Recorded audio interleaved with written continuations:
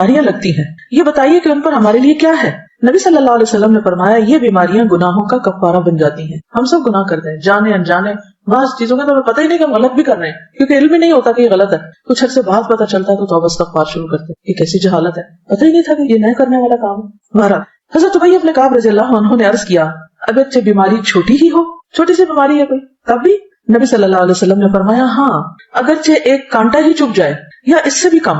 یہ سن کر حضرت ابی بن کعب رضی اللہ عنہ نے اپنے متعلق یہ دعا کی کہ موت تک ان سے کبھی بھی بخار جدا نہ ہو. کیا دعا کی؟ کہ مجھے ہر روز بخار ہو. اور یہ کون ہے دعا کرنے والے؟ ابی بن کعب، عالم صحابی ہیں، کاتب وحی ہیں، لیکن وہ ایسا بخار ہو کہ حج اور عمرہ، جہاد فی سبیل اللہ اور فرض نماز با جماعت میں رکاوٹ نہ بنے، میرے یہ کام نہ چھوٹے، ویسے بے شک بخار چڑھا رہے. چنانچہ اس کے بعد انہیں جو شخص بھی ہاتھ لگاتا ان کا جسم تپتا ہوا ہی محسوس ہوتا حتیٰ کہ ان کا انتقال ہو گیا. وہ لوگ اپنے قول کے پکے تھے. ہم لوگ ایک وقت میں ایک بات کرتے ہیں یا اللہ ایسا ہو جائے، اور جب وہ ہو جاتا ہے تو پھر ہم سب گھبراہٹ سے کہتے ہیں یا اللہ ایسا کیوں ہوا اور ایسا نہ ہو.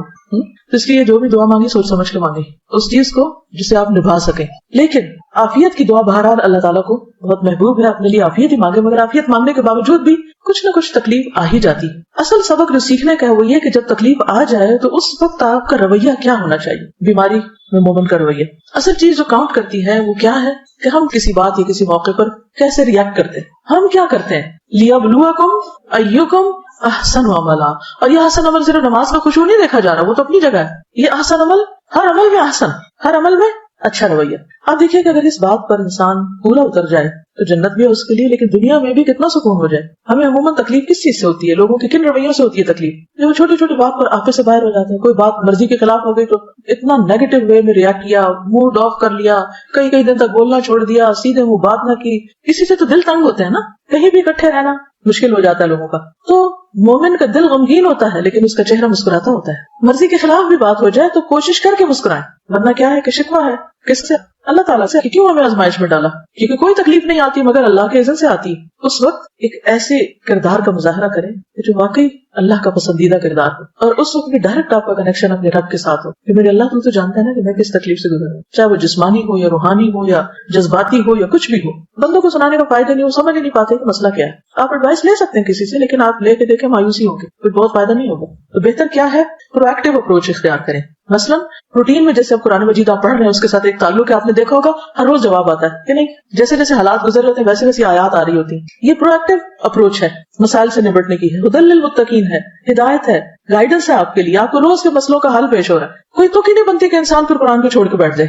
روٹین میں آپ اس کو پکڑے رکھیں. نبی صلی اللہ علیہ وسلم نے اپنے پیچھے کیا چھوڑا تھا جس کو پکڑ کے رکھنا ہے؟ ہم سب کے لیے یہی کتاب ہے، اس کا ساتھ نہ چھوٹے. شفا ہی شفا ہے، مسائل کا حل ہی حل ہے.